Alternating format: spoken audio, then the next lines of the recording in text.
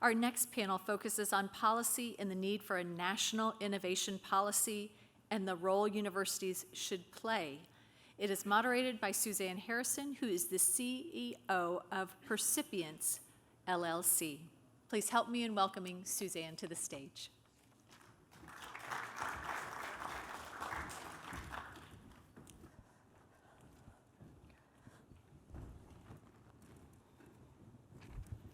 Good afternoon, everyone. Thank you, Elizabeth. Let me just briefly introduce our panelists, and we are going to have a slightly shortened panel to get us back on track. Dr. Sally Benson, Deputy Director for Energy and Chief Strategist for the Energy Transition, White House Office of Science and Policy at the end. Daniel Correa, Chief Executive Officer, Federation of American Scientists, and Kate Hudson, Associate Vice President, Counsel for Policy and Federal Regulations, Association of American Universities. We've heard a lot this morning about how both the Department of Commerce and NSF are seeding an immense amount of money and resources to jumpstarting innovation zones around the country, and in particular using universities as key anchors of that ecosystem. So I want to ask our panelists, do you think such approaches will work well with big issues like climate change or lab to markets? I'd like to start with Sally and then go to Daniel. Okay, great. Well, thanks very much. I think my answer is an emphatic yes. I think this will work. So let me say a little bit about why. So if we think about the climate challenge and the energy transition that's required to do that, there are really two components, or two things we need to work on. One is we need to have the components themselves. So we need solar panels and wind turbines and so forth, and batteries and on and on and on. So we need innovation in that area. We also, at the same time, need innovation in systems integration. So if you think about what's the hallmark of a modern energy system, it's reliability, it's low cost, it's resilient, and so forth. And the energy system that we have today is resilient and reliable because we've had so much time working on systems integration. But as we begin to change out those components to things that we control when they're on and off and so forth, there's going to be new challenges. The other thing is we're going to be much more reliant on our electricity grid because now we're going to electrify vehicles, at least light-duty vehicles. A significant amount will be electrified. Also things like heating, which historically we've used at least to a significant degree fuels. So why are colleges and universities such a great place to do this? Well, one is that for all the reasons we already know, the reason you're all here, you're brilliant faculty, brilliant students who can bring to bear the latest scientific innovation and technological innovation to create new technologies. But interestingly, campuses also provide a unique opportunity for innovation in systems integration innovation. So why is that? Well, if you look at every campus, we don't really think about it this way, but each one of them is like a small city.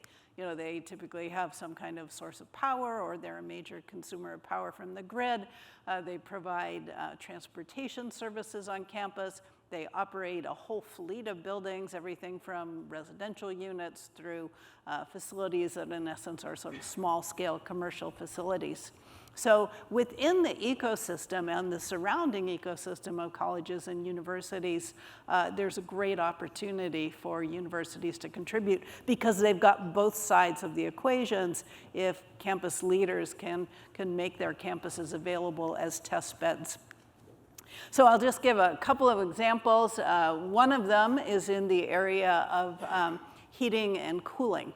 So traditionally, cooling is done with air conditioners, maybe heat pumps. Heating is often done with fossil fuels or cogen facilities. Well, as we move forward and want to decarbonize, electrification of heating is a huge opportunity. And there's a great way to do this. We can use heat pumps. Heat pumps are 3 to 4 times more efficient, which is great. And that technology is available today, but there's a challenge, though, in that the refrigerants that we use for those are actually, in and of themselves, if they leak into the atmosphere, they have high global warming potential. So the United States and many countries around the world have signed on to something called the Kigali Agreement, which would require us to phase these down so that we're at 85% reduction by 2036. But the problem is we don't necessarily have those new refrigerants for a variety of reasons. So huge opportunity for innovation, and I hope that people can dig in on that. Second example is the idea of a virtual power plant. So as we think about a campus, maybe you've got 1,000 cars parked on the campus. Imagine if they're all electric vehicles. Well, the power they could deliver to the local grid is, in essence, equal to the same size as the power plant that campus might be using to power itself. So when new ideas come up, it's like, well, let's create a virtual power plant. Let's create artificial intelligence and machine learning to connect all these vehicles so that they can provide services to the grid, so they can both charge, so when there's plenty of power, charge. But if there's a short period where the sun's not shining, they could also give back. So that's just another example, systems level innovation, that so much opportunity exists. So actually, we actually believe in this idea so much that we held a big event. We brought campuses from 48 different states. We tried to get all 50, but 2 couldn't make it. In the District of Columbia, we brought them together and we challenged them to come back to us and tell us how they could play a role, not only on solving the problems on campus, but also as a catalyst for community scale actions in the regions that they exist in. So long answer, but emphatic yes. Thank you. Daniel? That's great. I 100% agree with Sally. I think that the opportunity extends not just to clean energy and decarbonization, but more broadly. I think we're in a really unusual moment, and it's one of real opportunity. This is a moment where the federal government is spending significantly greater resources that are relevant to what the folks in this room do. And really importantly, the way the federal government is spending those resources is by encouraging more experimentation. And I think that it's easy to sort of gloss over that and just say, oh, there's these new programs, there's the regional innovation engines, there's tech hubs and recompetes at the Department of Commerce. The size and the sums of money are really substantial. So yes, they're quite large. But I think what is almost more important is when you look at these kinds of programs, you see things like the National Science Foundation funding an entirely new kind of program, something that it hasn't ever even experimented with before. And if you think that they have an answer in mind for what the winning coalitions are going to look like in terms of building regional and innovation engines that focus on lab to market and commercialization and taking inventions out of the lab in the academic context and helping them thrive, I think you're wrong. It's actually quite open-ended. And similarly, for tech hubs, which is a $500 million program that is underway in phase 1, the Notice of Funding Opportunity explicitly asks applicants to put forward their ideas for how to improve the pathway for innovations and inventions to come from the lab and go into the local context and marketplace. So I think when I see and reflect on where we are, both the size of the resources, such as those programs, and on infrastructure, energy, et cetera, I think the upshot is a really powerful one, which is that there's a deep interest and an opportunity for new models, but that's actually more up to the community of people that are out there making these models work. So I think it's a tremendous bottoms-up opportunity to explore new pathways. And so I'm excited about this moment. I think this community probably should be too. Awesome. So, when we think about unlocking the commercialization potential of universities. Obviously, the Bayh-Dole Act was intended to do that, right? A big government push. And yet here we are today still trying to figure it out. So, you know, I wondered if you guys can think about, you know, as we create these innovation ecosystems, which has universities and investors, companies and communities working together, you know, what else is needed? Kate, can you expand on that maybe a little more? Absolutely. So just for clarity purposes, I think that we know and we recognize that Bayh-Dole is very much under attack currently in public policy spheres. We see this in the call for exercise of march-in rights, specifically on drug pricing, which you know, is a misguided effort to bring down drug prices and actually won't accomplish what those who are calling for those march-in rights to be exercised, it's not going to do what they think it's going to do. And so we very much, myself as an association member, but also, you know, my member institutions greatly rely on Bayh-Dole protection. So we need to continue to protect Bayh-Dole, not allow it to be weakened or attacked. The calls for reasonable pricing clauses, we've seen how that actually works in practice, and it just absolutely kills and just clamps down on innovation and proposals and applications for federal funding. And so with Bayh-Dole under attack, we need to push back and protect it in its current form, not alter it, but protect it in its current form, but also hand in hand with that is continuing to strengthen and shore up the US IP system as a whole, which is also a bit in flux currently. I know we'll talk about competition with China, but the IP system is very much under the microscope on Capitol Hill these days and trying to figure out what is the best way to protect intellectual property, but also not stifle the innovation and not bog down inventors, startups, and other companies in patent litigation itself or in IP litigation itself. So those two things would be the single best way in terms of public policies to protect that and to allow for that delicate ecosystem of everyone to continue to grow. I mean, Bayh-Dole, yes, it's 43 years old. That is my lifetime. So yes, Bayh-Dole is 43 years old, but it takes time to build that ecosystem, and threats to it now will just set it back decades. Okay, so let's actually go down a layer then. And so this is to all panelists here. What impediments do you see within university structures and the system itself that need to be changed to make it easier to invent and commercialize?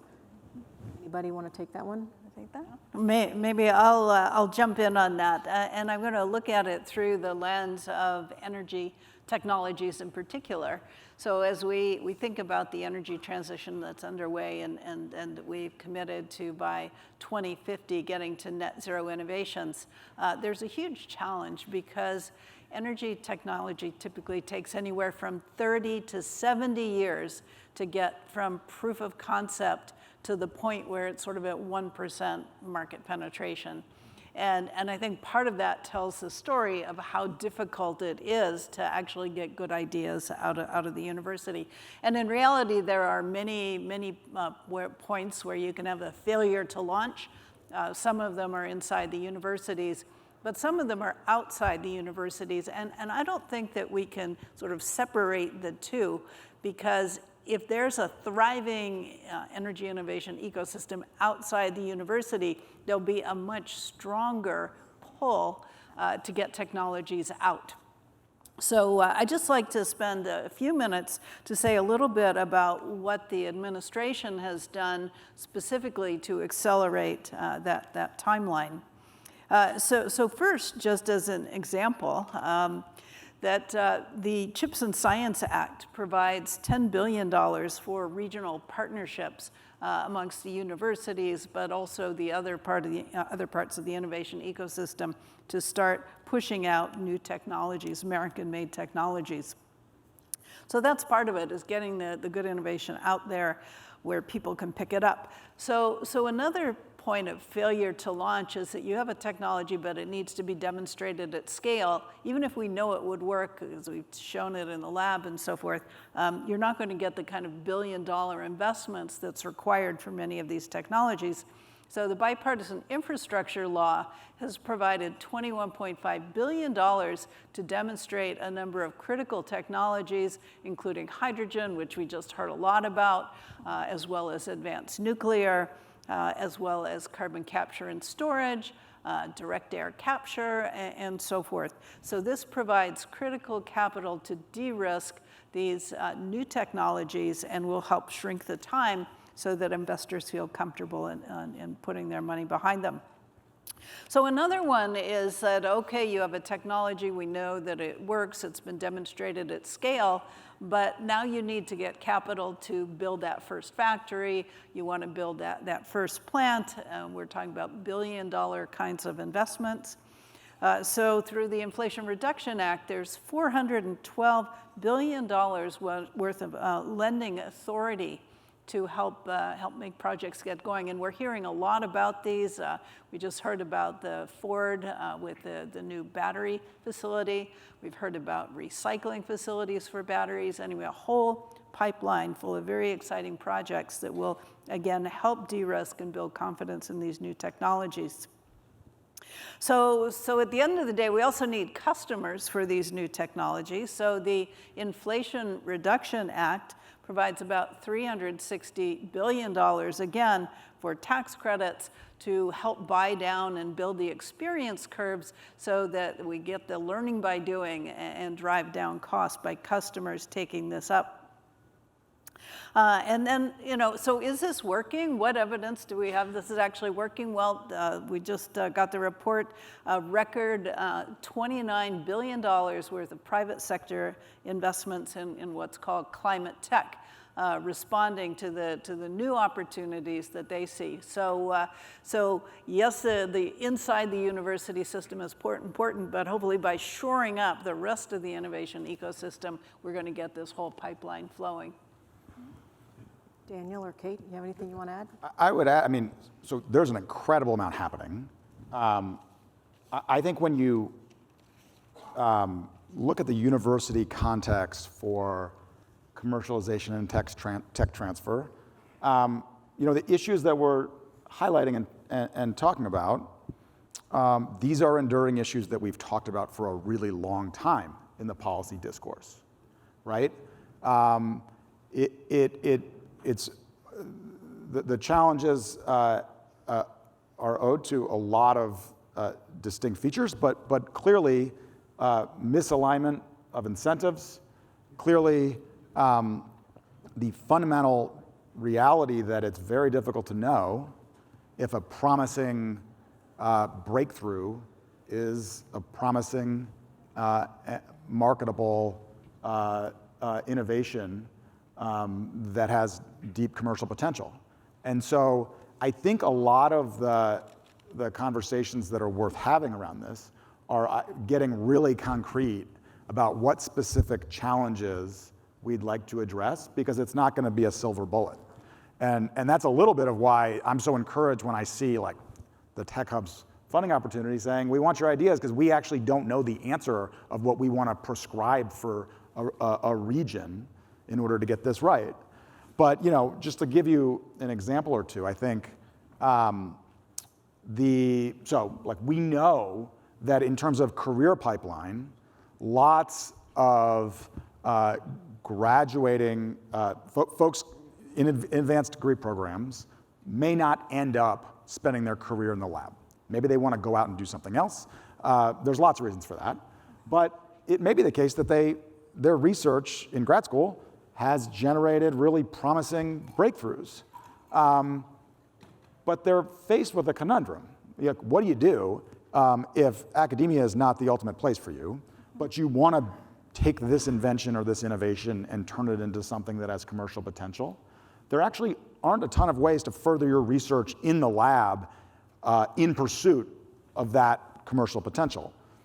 So one thing that is new and exciting, to me at least, and I'd be curious for folks' thoughts on this, is the National Science Foundation funding a new program for entrepreneurial fellows that is explicitly focused on giving people with entrepreneurial intentions the resources and the individual support to further the commercial potential of something they're working on in the lab. So that's like a very specific and targeted solution to an enduring challenge that we've talked about for a long time. And I think when you look at programs like that, like I-Corps, like innovation vouchers at the local level, like university H-1B programs, each of these I think has potential to target a piece of what this complex challenge is. And I just think like we need to be scaling more of these because comprehensively that's where the solution looks like to me. Great. So, a lot has been said about the need for seeding this innovation ecosystem. So let's actually use some statistics, right? So in the 1970s, the US accounted for about 70% of global R&D. Today, we're at 23%, China's at 29%, and the rest of the world is making up the remaining 48%. So it's not that the US has gotten worse, it's that everyone has gotten better. And I think we need to still up our game a little bit more because, again, this is a driver of GDP, and that's ultimately what we want to do is maintain our economic and technological competitiveness. So what we want to know is how is this innovation race with China affecting US innovation policy and should more be done? Kate? It's affecting it hugely. It's all, now that there's been this collective realization that we need to preserve both our economic and national security, that focus has really, is creating a lot of complication for this in the public policy sphere. And the different ideas that, may be well-intentioned, but are really, really, really bad public policies to have. That's my diplomatic way to say it. Really, really bad public policy that can absolutely just go haywire and stifle all of that and upset that delicate balance that we talk about. The competition with China is creating a knee-jerk reaction with many sections of policymakers about clamping down on the information sharing. They want to invoke patent secrecy act, similar to World War II. They want to just clamp down on our universities' abilities to recruit foreign talent. There are many policymakers in DC who just straight up believe that we should not be using any foreign talent in the United States, period. I mean, that's a pretty radical position that does not reflect reality, but those are the people that are making decisions about public policy. And so this competition with China is going to be unlike any other competitive status we've had with a nation, given the facts on the ground, given who China is, how they fund their government. They have made this a priority and they are outspending us. They are also seeking to shore up their own intellectual property systems. They're outpacing us in publications. And you have these competing interests here in DC that want to clamp down, but then you have the administration wanting us to move to open science, open access, open data. So those are really schizophrenic kind of directions to be pulled in. And American competitiveness in innovation is a result of the international openness and collaborative nature of science. And so that's why having an economic and national security threat like the Chinese Communist Party creates such a different kind of challenge overall for many different parts of the government. This is not going to just be a military heavy effort at all. This is everything. This touches all parts of our economy, even down to the types of loans that we have taken as a country. So this touches every facet of the US in that point. So it is affecting not only the innovation ecosystem, but everything else. Yeah, and I think one of the things that's different today than perhaps was in place in the 70s is most of our technological innovation is coming from the private sector these days, as opposed to from the public sector. And that means that risk is being carried out there, it's being borne there, and it's unclear that companies understand that or universities understand that or know how to manage that. So I think that's another wrinkle in the public policy arena. We're kind of running out of time here, but I wonder if we, starting with Sally, maybe if everybody has a call to action that they'd like to see. Yeah, number one, we need you. You know, we need the most creative people all across the world and in the United States scrubbing in on the issue of climate solutions. About 50% of the technologies that we think we need to get to net zero by 2050 are still in the pre-commercial stage. And even stepping back from that moment, if we look at the core technologies that underpin our societies today, they are based on burning carbon-based fuels, beginning with wood, then we moved to coal, then we moved to oil, and now to gas. And we have an opportunity as we rethink our industry, as we think our energy system. You know, maybe we can build a society on an entirely different set of processes. So electrochemistry, biotechnology, hydrogen. And even thinking about completely substituting new materials that are not so carbon intensive. So we have an opportunity at this moment in time is to imagine and realize clean, affordable, safe, and secure energy system, not only for Americans, but for people all around the world. And we're only going to do it if you'll help. So thank you. I think a couple things. So one, would love your ideas on what's working in taking inventions to market. What are the things that we should be shining more of a light on and scaling? And I think this is a really great time to be assembling a list that we can mainstream because of the aforementioned reality that this is a time of experimentation. It's also a time of deep appetite in what people call meta-science, which is the notion that we can simply improve the way in which we can apply the scientific method to the way in which we fund and perform science. There's a lot of energy and appetite for that. So that's one. I think two, you know, on some of these questions of whether it's competition with China or more broadly, just the need to put our money where our mouth is in terms of funding research, funding this critical seed corn for the future of American innovation, it matters when folks from around the country speak up, because a lot of the challenges that we see relate to Congress. And so the examples of your work, the examples of what this brings in terms of economic benefits locally, that is how CHIPS and science passed in the first place. That is how we are going to ensure that some of the authorized funding actually becomes real funding, because it's not clear that that's going to happen otherwise. I would just echo what Dan said. I mean, policymakers, your congressional delegations, federal agencies, and they hear from people like me all the time. And what they ask for is, do I have constituents who are affected by this? How are the campuses in my district or in my state affected by this? And so sharing your story, and it doesn't necessarily mean you have to fly all the way to DC, but you know, contacting the staffer that works on your issues in the office, sharing articles, putting things out on Twitter about your research or others that you're trying to uplift. Staffers read. I mean, they're on the internet all the time. So when you put those things out there in a place where they're going to find them, it trickles into that collective knowledge inside of Congress. So sharing your story in whatever way possible, please do come to DC and meet with your congressional delegation. Not stopping you from doing that. And take hold of that. You have that power as a constituent. And it's not to be underrated. It is what members of Congress rely on frequently for last-minute votes. They'll hear from one person, and that can make the difference in changing their vote or understanding an issue with more depth in how it will actually affect their district or our country. And I would just say that a patent is an option on a potential value stream, and we need many more options than we have. Yeah. We don't have enough choices as to what's going to be the best technology, nor do we know. So if you don't take the time to do that, we don't have anything. So please, please, please do that. Please join me in thanking our panelists for a great presentation.